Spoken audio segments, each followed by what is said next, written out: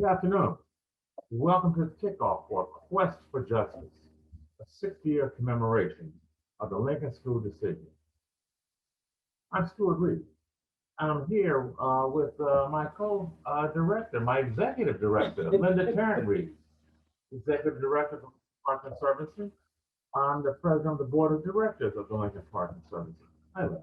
Thanks. Okay. On January 24th, 1961, exactly 60 years ago today, Judge Irving R. Kaufman of the Southern District of New York rendered his decision in the Taylor versus Board of Education New Rochelle case in favor of the parents of 11 Lincoln School students who sued the district for gerrymandering the district and maintaining a racially segregated school in which 94% of the student body was African American. The deteriorating facility, which was built in 1898, and the outdated textbooks did not provide an equal education for the Lincoln School students. Kaufman ordered the district to present a desegregation plan, as required by the Supreme Court decision of Brown v. Board of Education, Topeka, Kansas, 1954. The school district appealed the decision and lost. The Taylor case was the first segregation case filed and won in a northern city since the Brown Supreme Court decision. The district ultimately closed the school and bused the children to predominantly white schools far away from their neighborhood. We are here today to remember those brave parents and the children who fought so hard for equal education. We are also here to honor the civil rights attorney, Paul W. Zuber, for guiding the families who loved the Lincoln Avenue corridor to victory in this landmark. Stuart, thank you, and thank you for everybody who's in attendance today. Talking about this case obviously is very personal to me and very personal to my family because of my father's involvement in the case. And there's there's so many stories that I could tell about this case, but I thought what might be helpful is for everybody to understand how this case evolved, one of the main issues in the case, and why this case is so relevant today. So I think, what we have to start with in understanding during that point in time was Black communities in the North were fully aware that their schools were just as segregated as schools in the South. There was a lot of conversation going on even in New Rochelle before Brown about concerns with the Lincoln School. But then what happened after Brown, it accelerated these conversations into action. And then suddenly the communities decided that they were going to protest, that they were going to boycott. So initially you have the acceleration of a call to action from Brown. But additionally, in 1958, a case arose in Harlem, New York. And in that case, 9 mothers decided to pull their kids out of school in Harlem because Harlem schools were by far the worst in New York City. By every measure, they were the worst. Teacher turnover, student test scores, physical plant. So the mothers decided they were going to boycott. In response, the Board of Education and the city decided to take them to court for pulling their children out of school. It was a realization of these parents that they needed an attorney. They needed somebody to. So, my father used to always tell me this saying when we used to sit and talk about some of the civil rights leaders that he dealt with, whether Dr. King or Malcolm X or people like this. He used to say to me that in most cases, the individual didn't choose the civil rights movement chose them. And that was the case with my father. So what ended up happening, very kind of innocently, those mothers in Harlem happened to be talking to a gentleman that they knew who was part of the 369th Veterans Association.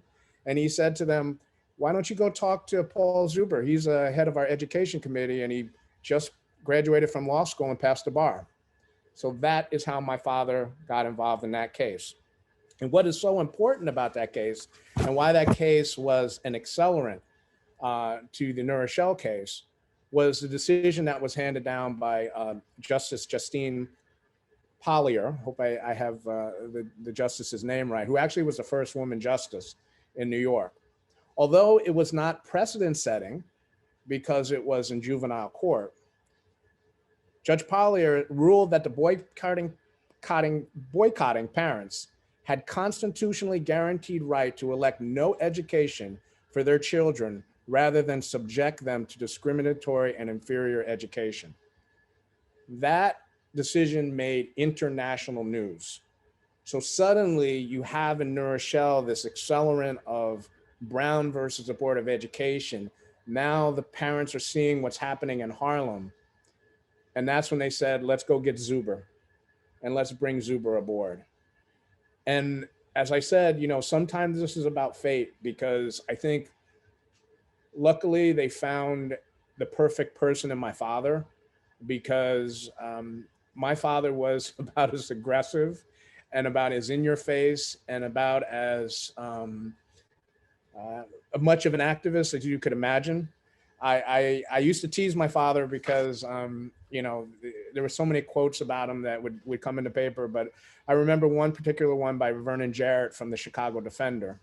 And that might be a name you might recognize, as, obviously his daughter-in-law worked for President Obama.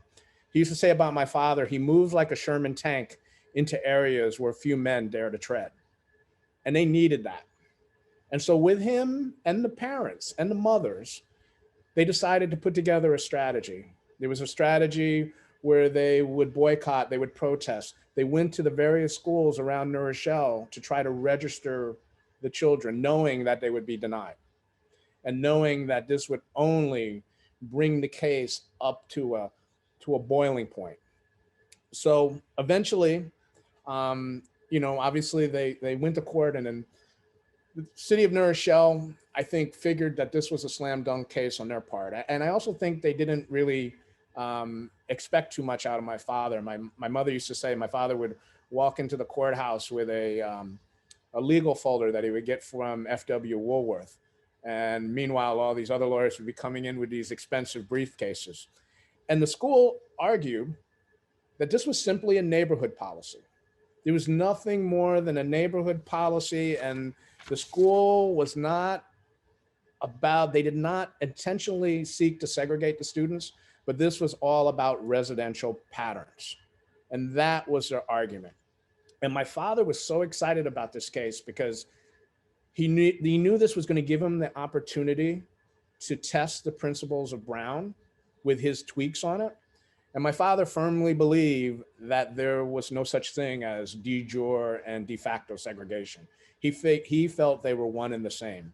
And about the neighborhood school policies, he would always say, in such areas must, of necessity, produce segregated schools. So he went into the court, and with the help of a woman by the name of Bertha White, they were able to show the history of the gerrymandering that went on at the Lincoln School, that went as far back as the 1930s, where in the board minutes, they even deemed the Lincoln School a Negro school. And what happened during that time was they purposely drew the lines to keep the Lincoln School as what they define as a Negro school. Now, and they even allowed white students who should be going to Lincoln to transfer out of Lincoln. Now, when they were called about this, or called on this by the NAACP, in 1949, they did stop the practice of allowing the white students to transfer out, but they never, ever dealt with the gerrymandering that had went on prior to that. So Judge Kaufman ruled that the board has, in fact, violated the Constitution by denying plaintiffs the right to equal protection of the laws guaranteed by the 14th Amendment, and that the board, prior to 1949, intentionally created Lincoln School as a racially segregated school, and has not since then acted in good faith to implement desegregation as required by the 14th Amendment, and that the conduct of the Board of Education ever since 1949 has been motivated by the purposeful desire of maintaining Lincoln School as a racially segregated school. So I think, I'll end my comments with making a couple of I think, very important points and why we're here today. I think there's the obvious reasons. This was the first case that was won in a Northern federal court after Brown versus the Board of Education. We had, civil rights luminaries who worked on this case, not just my father, but Thurgood Marshall and Constance Baker Motley and Jack Greenberg and Robert Carter. We had, celebrities who would lend their voice to this, like Ruby Dee and Ossie Davis. So we have that like historical perspective that we can look at. But, I also think that in many of these school cases, the one thing that we fail to kind of truly appreciate is truly appreciate the empowerment and the involvement of women of color. Because at the end of the day, my father may have been the political strategist and the legal strategist, but it was those women who went out there and took the slings of the arrows from the community, who stood up and said, I will not let my child have an inferior education. And it wasn't just in New Rochelle, and it was other places. And I'm so proud of those women today, because I look at the leadership in New York State. I mean, we have a woman of color who's the Senate Majority Leader. We have a woman of color who's the Attorney General of the state of New York. And the seeds of that come from women such as Mrs. Taylor and Mrs. Williams and Mrs. Hall and all the other women that were involved in this. I also think that as we go through with the Lincoln Conservancy and some of the things that we are doing, I think there are also some things that we can look at in terms of our discussions about race. My father, Life magazine did an article about the Lincoln case, and they dubbed New Rochelle Little Rock of the North. And in that article, my father made the comment, the difference between the South and the North is that in the South, their racists wear white sheets, and in the North, ours wear Brooks Brothers suits. And I used to ask him about that, and sit down as a kid and say, Dad, what do you mean by that? And, it would come into context when we would talk about different things in the life. And he would say, son, sometimes the most insidious form of racism is racism which is hidden or cloaked behind some other message or framed behind some other wording. In this case, it was the neighborhood school. But how often do we see that today? And that's part of the discussion that we need to have. Now, finally, I think what everybody in New Rochelle needs to kind of understand about the real importance of this case. Prior to this case, the NAACP Legal Defense Fund, their sole litigation strategy dealt with the South. After this case, the NAACP Legal Defense Fund pursued an aggressive strategy in the North and the West. And recently, and this is the great part about talking about this case, I find out new things all the time. I was talking to Professor Paul Murray from Siena, who hopefully will be writing a book one day about this. And he told me that in his interviews, he found out that the Justice Department also used the principles and the strategy of this case for litigation going forward. So for me and my personal experience and my family's experience, I would just put it like this. On January 19th, 2021, I watched United States Justice Sotomayor say these words, please raise your right hand. And I watched a woman who is a product of this case, because we all know that Kamala Harris was a woman who went to school that was integrated, that was bused at school. And we should all be proud of what happened. We should be proud of these parents, and we should be proud of New Rochelle, because that was one of the seeds that allowed this wonderful woman to grow and be who she is today. So with that, hopefully I didn't take up too much time, and I appreciate everyone that joined us today. And I hope we all take a moment to reflect and understand the importance of this case. Thank you. Thank you, Paul. Thank you so much, Stuart and Linda and all of the Conservancy Board. I am embarrassed because all the time I was supporting Lincoln Park and the Conservancy, I did not know the history. I was always celebrating the garden. I was always celebrating community participation.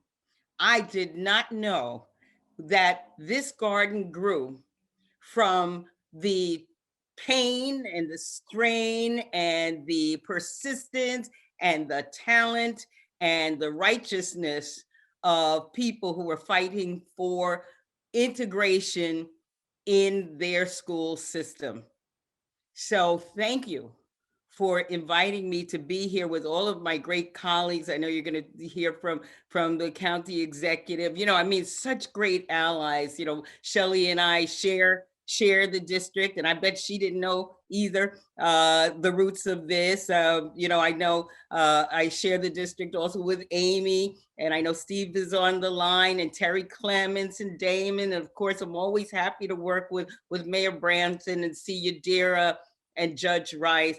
And, all of you on this board, I kind of know you, and I haven't met Rachel yet, but thank you for leading this Board of Education. But I did not know the work of the halls and everyone else who stood up.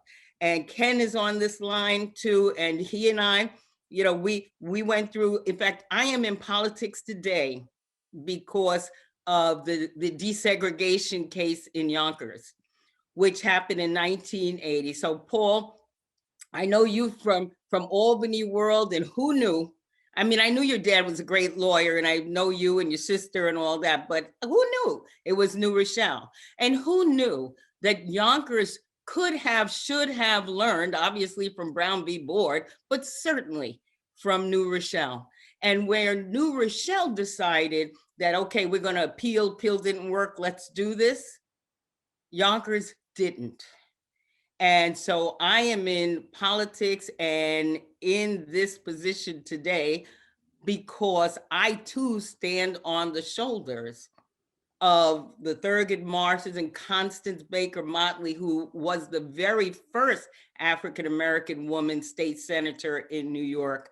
I stand on her shoulders. I will just lastly commend the Conservancy for telling the story and bringing forward the people who were instrumental in what was a critical, important, and impressive turn of events because of the ideals of this Constitution and because of the system of democracy, but mostly because of parents who refused to take less than what this dream was. Thank you for celebrating it. In my city, you almost don't even know that anything like this happened in Yonkers because it's not talked about. And we know what happens if we don't know our history. Thank you for sharing, and congratulations. I will continue on behalf of the state to celebrate all of you, and I appreciate you. Thank you. Thank you, Senator Stuart Cousins, for those remarks, and thank you for the voice of my leader, Andrea Stuart Cousins. The fact that you are telling the story to those of us who are privileged to serve New Rochelle who don't know the story, and you are going to have a lasting memorial to the courage of these parents, Paul, to the courage of your father and the other very brave lawyers, and frankly, and let's not forget them, to the courage of a judge who had the conviction to do the right thing. It's a fitting time in our American history to remember the rule of law can bring true change when there are courageous people like your father, Paul, like the mothers and fathers of these children. But it takes tremendous courage to get the result, and then once the result is achieved, to not forget, as Andrea said, to remind us. Looking back at the decision itself, and I felt compelled once we were going to do this to actually look at the words, and again, the integrity of our system of justice, not all the time, but some of the time. When it works, it really is a path to change, to achieve the dream that ought to be. And it's interesting, Judge Kaufman, in his comments, talked about elected leaders, he was talking about the board, who failed to accept or recognize their moral and legal responsibility. That's something we take to heart. That is a challenge to us. We have a legal and moral responsibility, not just to do what's political and feels right, but to do what is right. And that's what these parents and the attorneys and the judge did. And I love that he quoted Justice Frankfurter from the Supreme Court, who said, local customs, however hardened by time, are not decreed in heaven. And to the point that Andrea made, you know, it takes the willingness to shake things up, to challenge, to stand up. And for that, I'm so grateful for this opportunity to honor the parents, the lawyers, and those who stood on the right side. And now for you, to the Lincoln Park Conservancy, for reminding us that this is the time to remember. So thank you for the opportunity to come by. Thank you for the privilege of representing New Rochelle. And as Andrea said, those of us in Yonkers, we have a model now to remind our neighbors. Hello, everyone. I'm Amy Paulin. And, you know, this 60th anniversary of the decision of the Lincoln School desegregation case in New Rochelle is a momentous occasion. In this day and time, it's so essential that we remember what happened in our own communities. And it's even better when we can hear from people who lived the history, who remember parts of it, who can share that with us. I reread the story of what happened in New Rochelle, like the others, you know, what happened in the late 1950s. And I was struck by the fact that the parents of the other school district, as well as the Board of Education members, seemed to believe that they were not acting out of racist beliefs, but out of reasonable, practical considerations. And, you know, I think that, you know, we have to remember that every time there's actions taken today, it's an important lesson. They acted really out of self-interest and a misguided fear of change, which so often is the case. I actually did know about this prior, and I've learned it from a very interesting source. I have a small connection. Judge Kaufman was the brother of my childhood dentist. And he, my dentist, had a picture of his famous brother. He also was the judge in the Rosenberg case, hanging on the wall. And he used every time I went as an opportunity to give me a lesson. I remember how he was talking about this case. I didn't know New Rochelle at the time.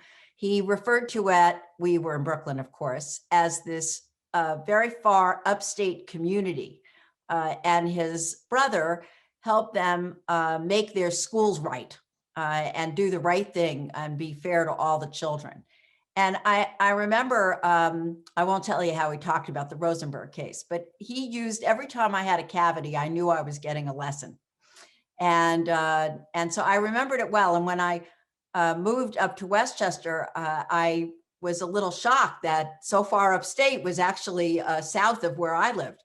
But I was proud, you know, that I had that connection. I also want to say I'm so impressed by the work that the Lincoln Park Conservancy is doing to document history, to help people learn about the school and desegregation, and to advise people on how they can bring needed changes to our communities.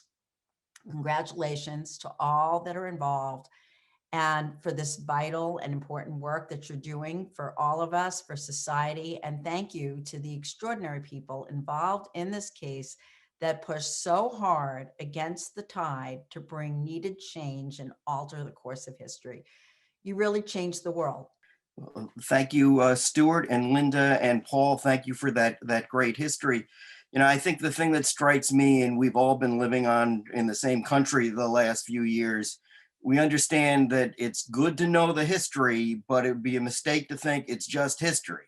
And we have a lot of work to do, you know, with our majority leader and Senator Mayer and my colleague Amy in the Assembly.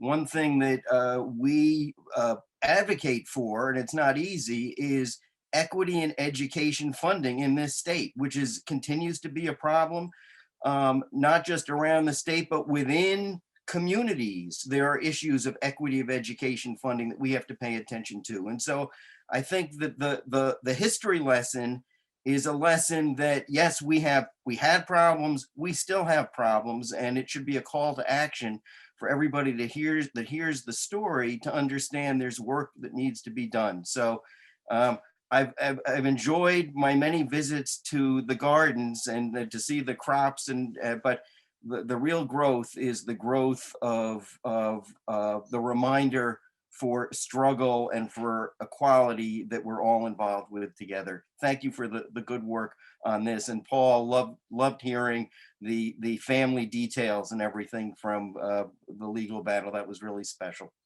Thank you. Pleasure to be here along with all my colleagues in government, Deputy County Executive Ken Jenkins, who is here, my colleagues in the county legislature, Damon Marr and Terry Clemens, and of course, all my elected friends. I was in elementary school exactly at the time that this played out. I went to Grimes Elementary in Mount Vernon, about 4 miles to the west, 2 school districts to the west. And as Andrea said, not knowing about something, well, I certainly didn't grasp as an elementary school child what was happening around me. Grimes Elementary was 85% African-American. I was part of the 15% in the south side of Mount Vernon that went to Grimes that was not African-American. And in the aftermath of what happened in New Rochelle, there was a major issue in Mount Vernon about busing students from the south side to the north side.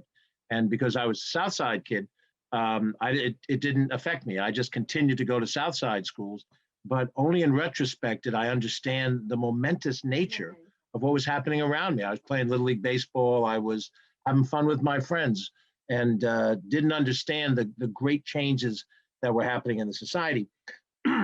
I've always enjoyed history. That's what I majored in college. And I can remember having a conversation in junior high school, is what they called it in those days, Washington Junior High School, now known as Thornton, with a friend of mine who hated history. And I said, why do you hate history? And he said, because it's remembering all these dates and numbers and years. And I said, no, it isn't. It's a story. It's a story that flows like a river. So I told my social studies history teacher of the day, Peter de Montrevel, of blessed memory. I remember his name and other teachers because that's how much of an impact they made on me. And I said, Mr. de Montrevel, I was telling this, to my friend, and I said, it's like a story. And he said, George, it's more important than a story. This is very similar to Steve's point. He said, reading history isn't about what happened. It's about understanding what happened so you can prepare for today and for tomorrow, for the future. And he told me that in 1966, maybe, something about then when I was in his class. And of course, you don't grasp it at a young age, but as you mature and as you do different things, and all of us who found our way into public office find ourselves now drawing from the story of what happened in Lincoln School to try to understand not just what happened then, as momentous as it was, but what do we do about it now? On this Zoom are leaders in the state legislature, leaders in the city government, leaders in the county government, leaders on the, what do we do? We're the decision makers now. I'm not the little kid in school anymore. I'm one of the decision. What do we do with our authority? How do we combine that authority to make what happened then show that we learned those lessons and we project ahead to the future? And that future is in education, but it's also in housing. And it's not just in education and housing, but it's in healthcare. It's in a host of different issues that have been clustered around race and poverty and prejudice.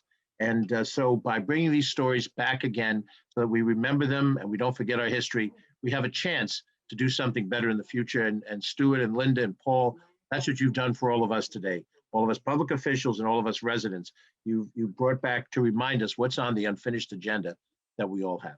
Thank you for that.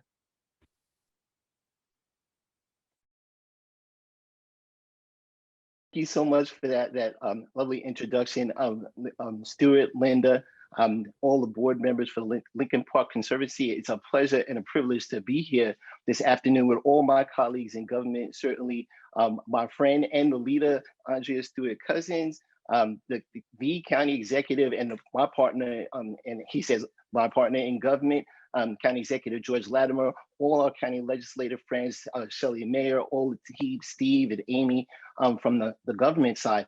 But Paul, first, again, from a friendship perspective and with you and Joanne, and there's a long time of things that have been happening. But today, Paul and Linda and everyone that's listening today, we're really looking at the lens of history and saying, 60 years was not that long ago. Fortunately for me, in January 24th of 61, I wasn't born just yet. It was a few more months before I would be born in May. But the fact of the matter is, 60 years is not that long a period of time.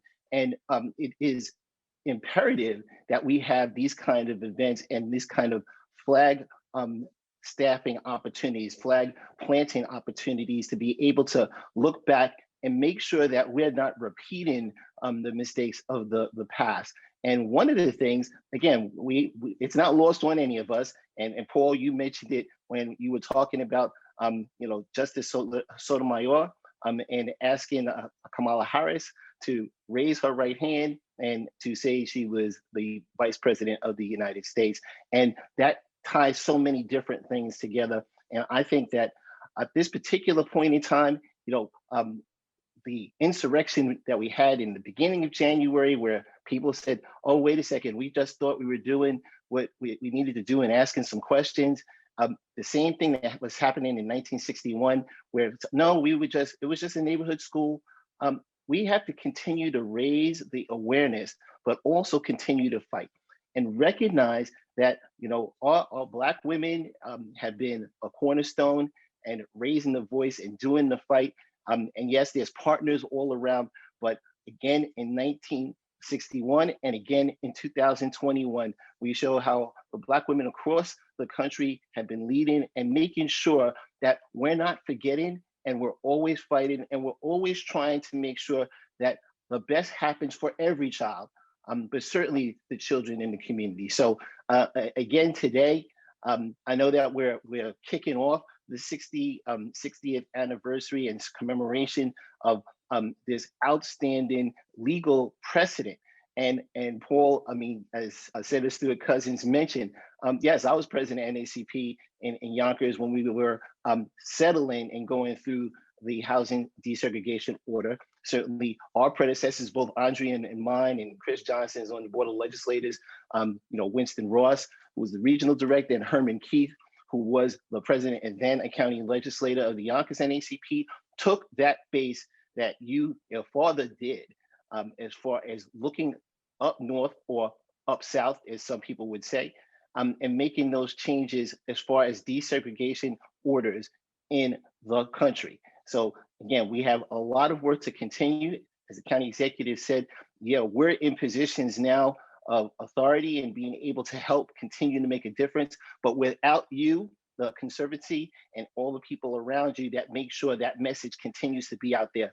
I'm looking forward, Paul, to seeing documentary in May. And hopefully by that time, we'll be in a position where we can do it more in person and not as much over video conferencing on Zoom in this case. And again, the struggle continues, and keep up the outstanding work, Conservancy, Lincoln Park Conservancy. Honored to be here along with my partners in government, the board of the Lincoln Park Conservancy, and you, Stu and Linda. I'm very honored to be here. I'm going to go over a little bit of history, and then I'm going to make my way forward into what's happening now. One of the most heated battles over school desegregation in American history actually took place right here in New Rochelle almost 60 years ago. And it was 7 years before the Brown versus Board of Education. In 1930, separate but equal was still allowed. In New Rochelle School District, gerrymandering most of the city's Black students into the Lincoln School. During this period, Blacks protested and said these practices were unfair. Even early on, the NAACP supported the efforts of the local community. White students that lived within the Lincoln District were allowed to transfer to alternative schools. In Dr. Gail Gutman's excellent dissertation on the topic, She traced the Lincoln segregation.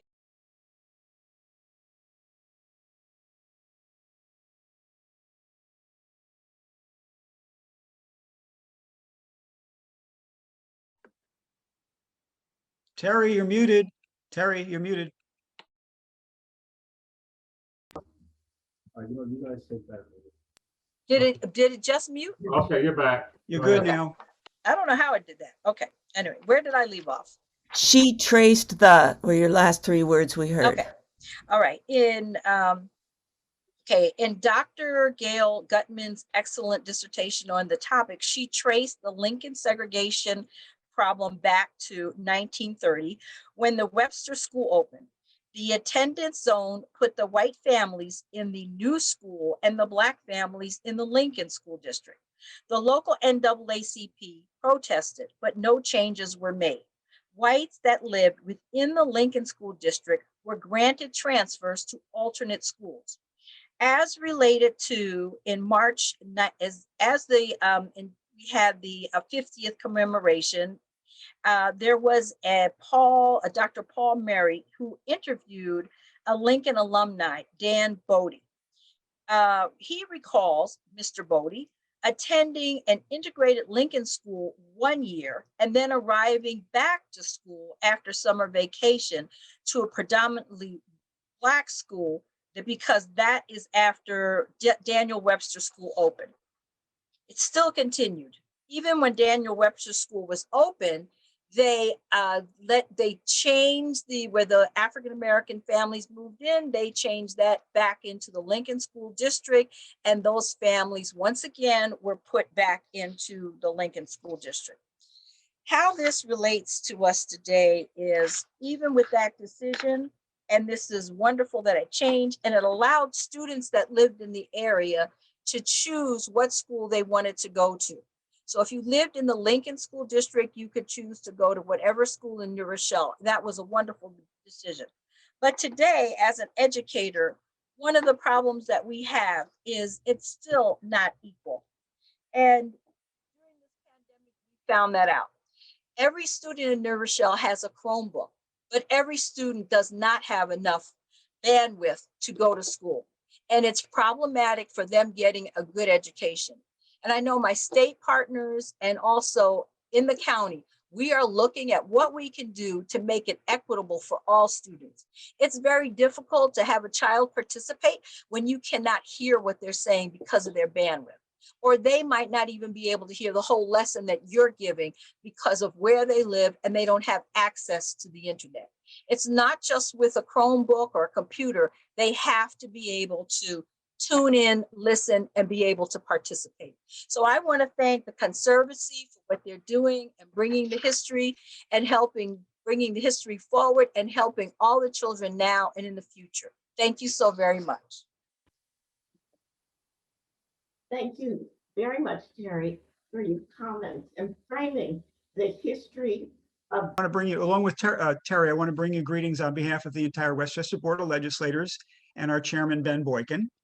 And that's a phrase I just kind of throw out all the time. But I was just thinking as I was sitting here about Ben Boykin, who grew up in very segregated Deep South, eastern part of North Carolina. And just always an amazing concept to me that he's such a model that he was able to rise through the corporate world and then many seats in government. Now is the head of a legislature in the best county in the world, of course. I think we'll agree to that. So that's something that comes to mind. But I did grow up in Westchester County, and I would have been old enough, I was kind of precocious in history and geography and that sort of stuff. But I never heard of this until we moved to New Rochelle. As adults, this is Deborah here. Say hello, Deborah. And it's certainly the kind of thing we need to learn. Need to teach children in grade school as early as possible. And I suppose Terry, as a very early childhood education person, would know, the age appropriate way of doing that, not just in New Rochelle, but throughout Westchester. And we've had other things in Westchester, when Paul Robeson tried to sing up in, I guess it was Ossining, in the late 40s. There was a riot. And you know, you don't think of Westchester as the Westchester we know as being like that. So it's not just the Deep South. And then again, it's not just history, as George alluded to. Well, when you talk about segregation, you know, it's not just that school board back in that time. They were dealing with what they were given. The only way we integrate our grade schools now is somebody still gets bused. So we still have the housing issue that's been on our plate for a long time.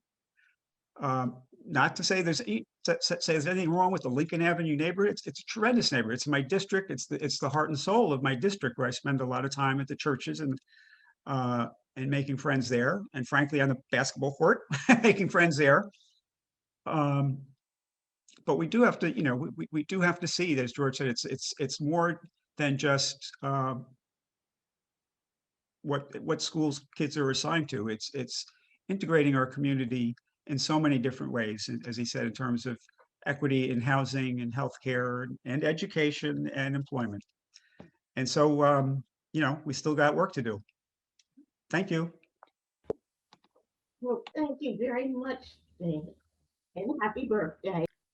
Linda, thank you very much. And, you know, this is such a remarkable cross-section of state and county and local leadership on this presentation, which is in and of itself a tribute to Linda and Stu and the entire Conservancy team.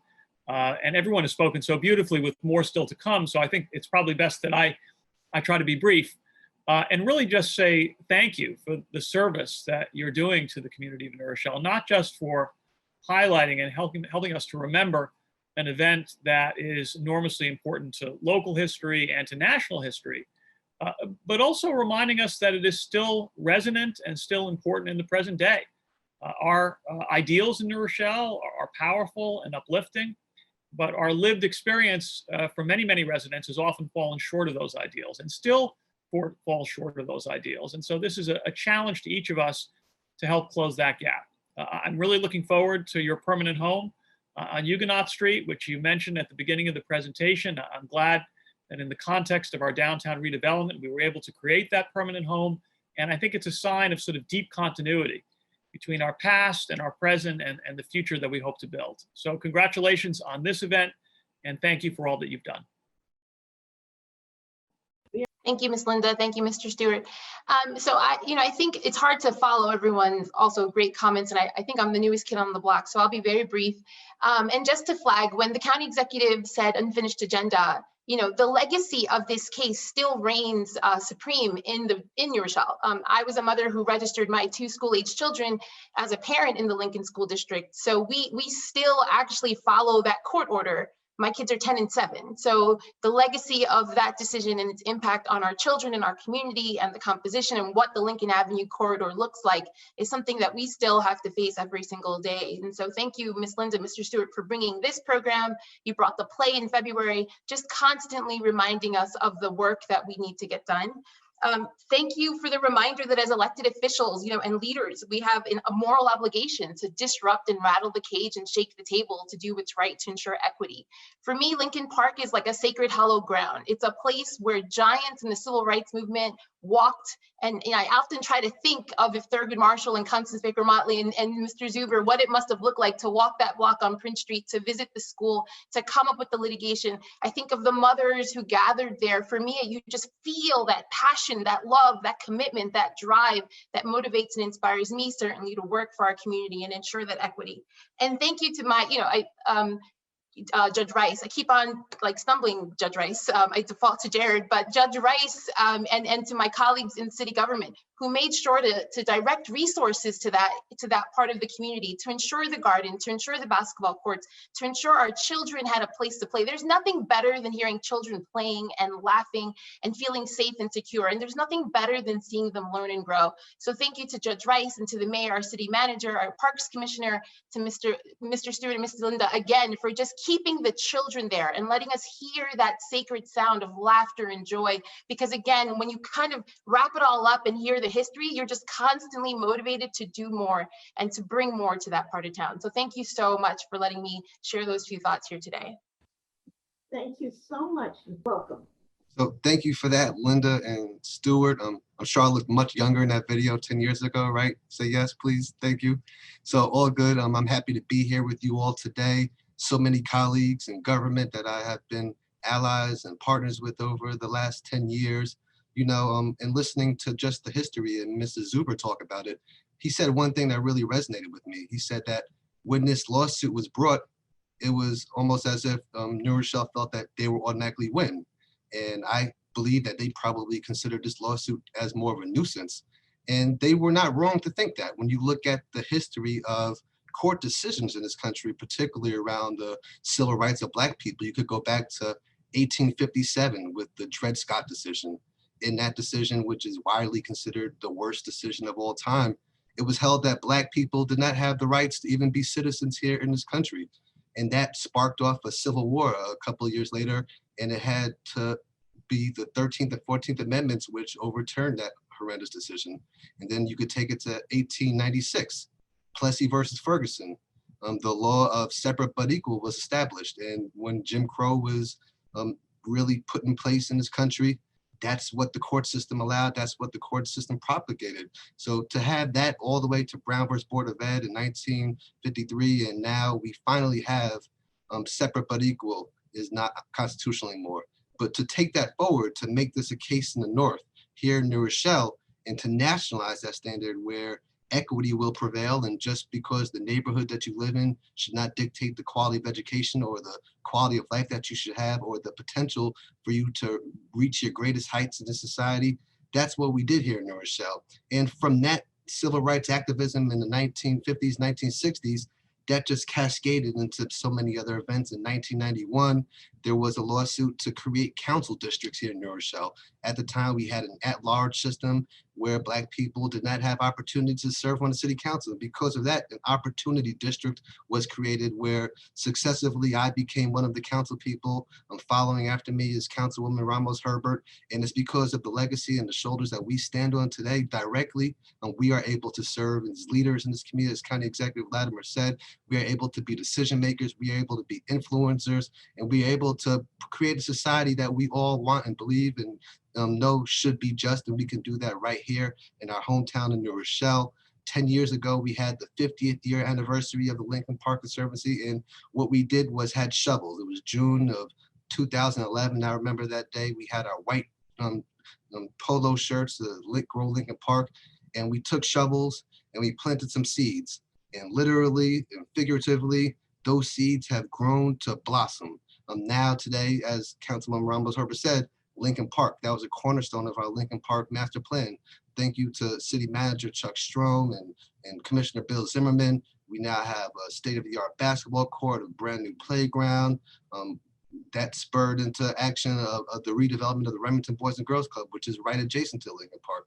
That spurred into action something that we're really proud of in New Rochelle, a $10 million grant from the state of New York, thanks to our mayor, Noam Bramson. Councilwoman Ramos Herbert again was on that committee to help us get that. So a renaissance was created with the sprinkling of those seeds, and we are moving things forward. We are fighting with action. And as a judge now sitting here in the New Rochelle City Court, my second year, I've taken that spirit and imbued that here in the court to carry on that legacy of those who fought for equity and justice. And what we're doing here in the same vein where 60 years ago, the parents wanted their children to reach their potentials in life.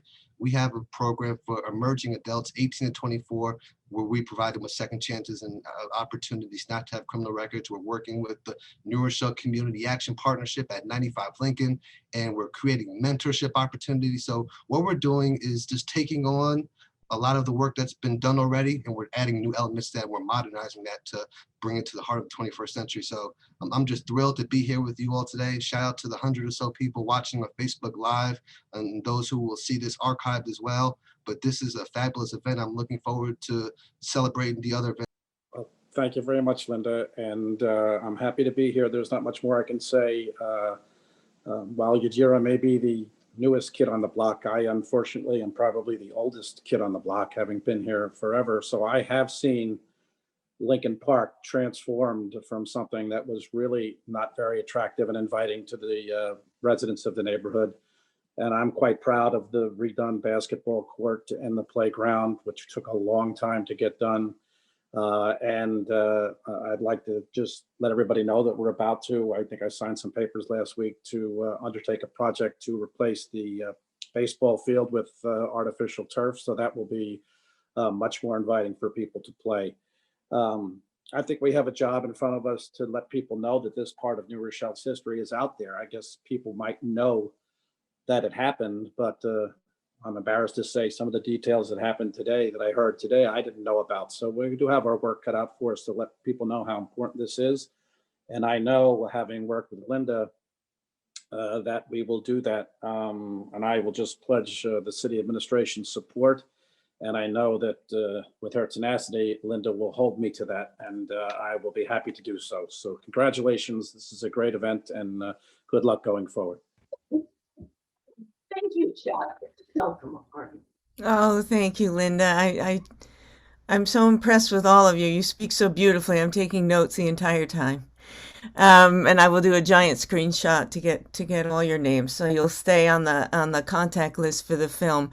I have to thank Lincoln Park Conservancy for supporting and wanting to do a screening. The screening will be a rough cut of the film, so the first people to really lay eyes on our almost final draft will be all of you, if you attend, and we could get that valuable feedback before we go into what's called a fine cut, and then a finished cut, and then a locked cut. So it's a great opportunity for us, but also I, as class of 77 New Rochelle High School, who started at Roosevelt School in 1964, to have it screened in New Rochelle, I'll try not to get all weepy here, means a lot to me. It means a lot to me because we've had so much support. Film Independent out here is our sponsor. We wanted to thank Linda and Paul because they're basically the superstar narrators of the film. They give so much to the film. The Huguenot Historical Society, we started with Bill Mullen, who introduced us to the Cole family, and Mr. Cole drove the bus that first took that first group, and the parents had to pay for that bus. So we wanted to thank them, New Rochelle Public Library, Barbara Davis, who speaks in the film, the city of New Rochelle. I've spoken to Yadira Ramos-Herbert on the phone. Noam Branson and I have chatted about how this affected our upbringing, the Bramson kids, the Lewis kids. I mean, our lives were changed. They would be different. Our lives would be different. And so I started this film to defeat my own ignorance. I'm right there with you, Andrea Stuart Cousins. I left out the senator title. Sorry, I'm meeting you all for the first time, but I couldn't believe when my mom handed me photos of my Girl Scout troop, which was integrated, and then started talking about it. I thought it was normal to drive all across town to bring little girls back home after a Girl Scout meeting. That was not usual. That was a first. And she and Mrs. Pecchiana and Mrs. Williams drove to Coligny and Horton out of Waikagill. I couldn't believe I didn't know the why.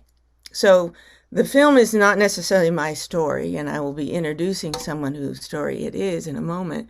But I went looking on the internet, and the internet is most people's source of information these days.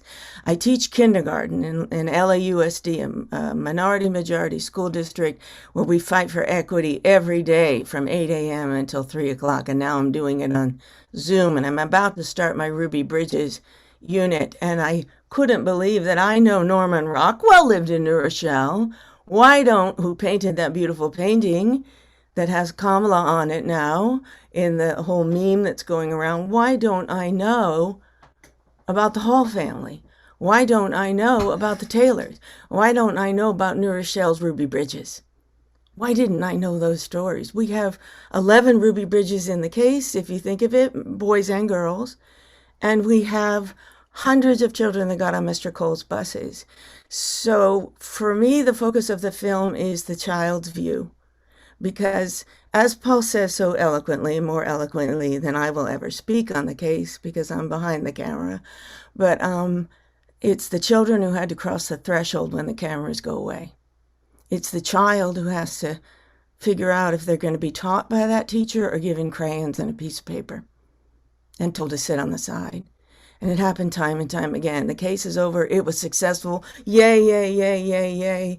I mean, the next day after the case, it went to newspapers in Canada, Arizona, California, the Deep South. They were terrified of the success of this case.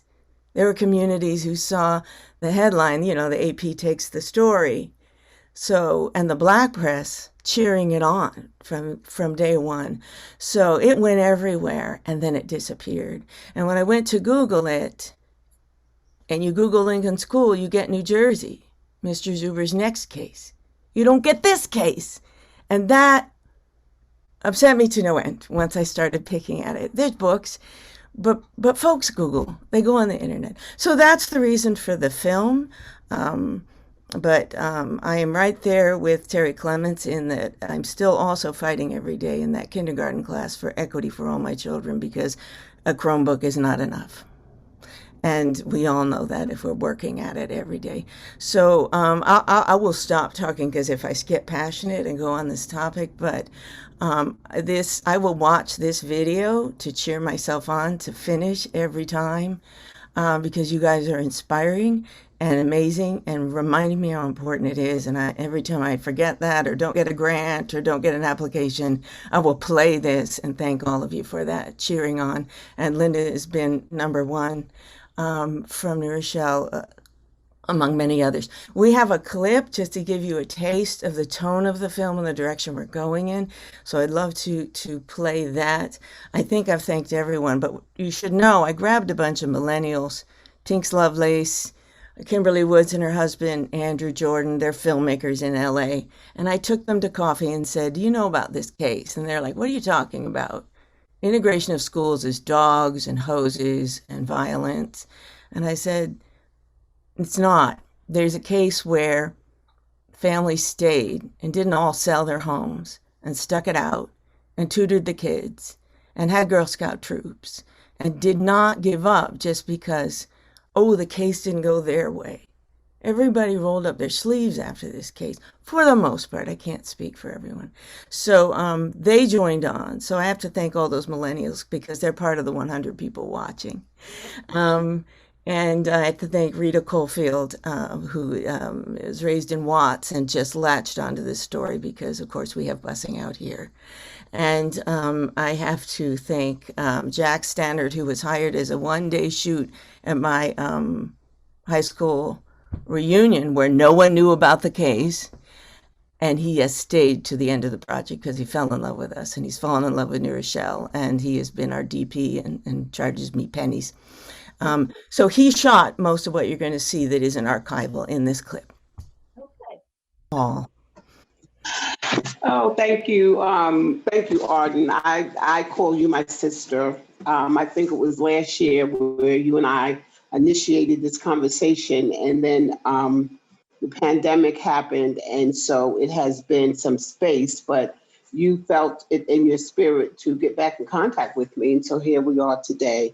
And so good afternoon to all of our state, county, and local dignitaries. I am not going to try to take attendance and say everyone's name. You know, it's good to meet you, Mr. Zuber, via Zoom, as well as Linda. And so I am Gwen Hall, and my mom, I have gotten so emotional listening to everyone's remarks, listening to your passion, listening to your spirit, listening to the community galvanizing around this landmark case. And it makes my heart very happy to know that we're having such a wonderful discussion, being candid, transparent about the Lincoln School fight. And so being a part of the family, that one of the actual families, and when I look at those pictures, I just think of, you know, Miss Hallie Taylor and Miss Murphy and, you know, all of those who were a part of it. I think about my mom and all that she brought to it. You know, I think about my sisters, Denise and Michelle, and hopefully they are watching live too. And my younger sister, who was not even born at the time, but has enjoyed hearing about it and has so much to say about it as well too. And other family members and other friends that I just sent a flyer out to bring exposure to what happened in New Rochelle, but where New Rochelle is still standing. We're still standing together as a result of that. You know, yes, are there still things that we need to do? Yes, there's always going to be things that we can do, that we can improve. When I hear Judge Rice talking about, you know, the things that he's bringing to the Lincoln School, to the Lincoln Corridor, my heart is so happy because I can remember him playing basketball at Remington Boys Club with my son Lawrence, and so I'm very proud to see you, Judge Rice, as you continue to impart into the community as well too. This was a very sad and happy time in my family's life. There was a lot of strain within the family during that time, but yet there was a lot of encouragement as well too. The parents continued to encourage the children. When we talked to Arden, my sister Michelle said that she was very sad. It was very sad for her, to be able to be in such a position. But at the same time, they were launching what I like to call access. They were giving us access to a quality education, access to our potential that we do have. And so I'm happy and I'm sad because I see my mom, and my mom is no longer with us. I see the beautiful pictures of the children as well too, and I'm reminded of a story in the Bible in Joshua in the 4th chapter, where Joshua is summoned by God to set up some stones. And so the stones were to represent a memorial of what God did. And as we think about the Lincoln Park Conservancy, I think that's one of the stones that's being erected at this particular time and being strengthened at this particular time, because there is that memorial of those who went before us to ensure that we do have the quality education that we do have in New Rochelle. Yes, children are still being bused. Yes, they are, but there's still an education, a quality education, access to education that is still happening. And so in the story, they do erect 12 stones, but even the stone that's already erected in the park as a memorial of what happened. So when I saw those pictures, that the little clip that Paul had showed at the beginning, and I remember my mom going over to that day when they were setting up that stone. She had the white dress on. I was like, wow, I remember that day. I might have been young, but there was a lot of memories that I do have. There's a lot of memories that my sisters have as well, as well too. So as we erect these memorials, these stones, let us do so knowing that we're putting forth our hearts, our spirits. We're telling the children that we believe in you, that you do have purpose. And I think that's really important in the midst of even today's climate, that they do have purpose. There is a purpose for your life. And you might not be able to see it clearly now, but if you continue on, if you continue going to school, if you continue to do the programs that Judge Rice talked about, giving them a second chance. My heart just leaped when he said that. I was like, man, this is good. I haven't been back to New Rochelle, I guess, I was back there last year prior to the pandemic, but that was very briefly, but it's been about 20 years. It's been a long time. And so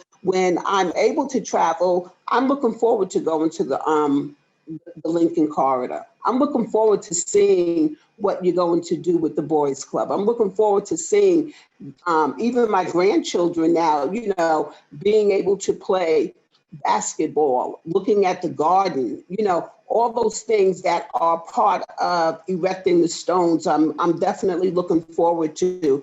And so to Arden, thank you, as I said to you before, for allowing the children who were actually involved in the case, who lived it every day, who breathed it every day. You allowed their voices to be heard. You've allowed those little girls who might not have had a chance to tell their story to now tell their story. So if there is a sequel, it's the little girl's story. It's the children's story. When I look at the pictures and I see my older brothers, when I look at the pictures and I see my sisters, and then there's glimpses of me in there with my mom, with my finger always in my mouth. You'll know that's me, because yeah, you know, that was my soothing. That was soothing for me. But when I see those pictures and those stories being told, yes. And so the Joshua in our story was Mr. Zuber, Mr. Paul Zuber, your dad. He knew what he was doing. He knew what he was getting into, and he did not back down. And so I'm just going to end with this. I thank God for the fortitude, the tenacity, the strength, and the courage that he gave those 5 families. But I also thank God for you guys today, because you continue in that strength, you continue in that courage, you continue in that fortitude and that tenacity to ensure quality education for all of our children. So thank you for allowing me to be a part of this stone that we are erecting. Thank you very much, Reverend Paul. It really is an honor to be here on behalf of the school board. Commemorating the 60th anniversary of the Lincoln decision is an extremely important event for us. We're thankful for the work of the Lincoln Conservancy to ensure our history is told. Today, 60 years later, as Yadira mentioned, our students from the Lincoln Attendance Zone are still assigned to a school through the superintendent's office, and they attend schools all across the district. The history of the Taylor decision is taught in our schools. For many families, the exposure of their children to the lessons of the Lincoln School is the first time they are hearing about what happened here. I cannot tell you how many times I've been asked why students from the Lincoln Zone are bused to other zones. In 2017, the school board held our first meeting in the Lincoln Zone, which was hosted by the Boys and Girls Club. It was a historic event in and of itself in that it was long overdue. It had been our practice to have a meeting in each of our schools across the district once a year, but this practice did not account for the unique needs and concerns of families in the Lincoln Zone. And when we went to the Lincoln Zone, we heard from community members there. One of the unintended consequences of the Lincoln Decree is that the families have a hard time accessing school community-based events in the Lincoln Zone. That's what we heard. The distance continues to be a barrier for our Lincoln families, and students from the Lincoln Zone have unique needs which still need to be addressed 60 years later.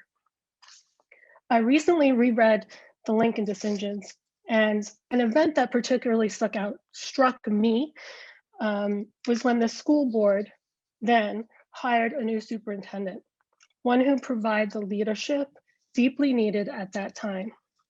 Our current school board is embarking on the hiring of a new superintendent, and the current board is committed to hiring a superintendent who will provide the leadership we need at this critical moment, just as the newly constituted school board did then. I thank you for inviting me to speak on behalf of the school board. We have so much left to do.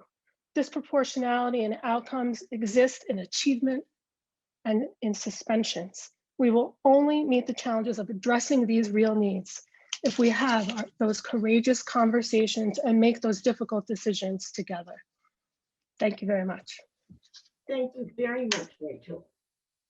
And now we're going to hear some closing remarks from the president of the board of directors of the Lincoln Park Conservancy, Stuart Reid. Thank you, Lynn. Well, I would just like to thank our distinguished panel guests for taking the time today. I know you all are very busy and you set aside the time to come and talk about this important issue, and we are very thankful for that.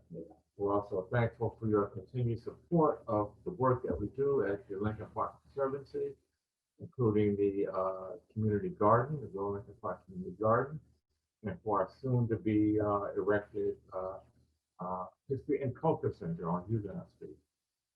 So we look forward to your continued participation. And as Reverend Hall said, for us continue to erect those stones. Oh, For a luta continua, the struggle continues. Thank you all again. and Right? yes, I just want to add that the next event is our exhibit that's going to be at the Rotunda Gallery at City Hall. Because of restrictions, people could not go into City Hall and see the exhibit, which will open on February 15th. But we felt it really important to have the exhibit up because the employees of City Hall who are working have, always expressed to us how much they enjoy the exhibit. The name of the exhibit is Struggle, an exhibition of our times, and that exhibit will also be digitized and uploaded to YouTube around February 15th. And then the next program will be the documentary screening of Leveling Lincoln. Again, we don't know what the environment will be, but that screening will also be virtual. And if it can be in person, we will let you know. So thank you, one and all, for participating. This has been an amazing event. It certainly has. Thanks again to everyone. More than 20 folks here participated in our Zoom conversation. Thank you so much. We now ask Pastor Tom Buchanan to do the benediction. Pastor Tom.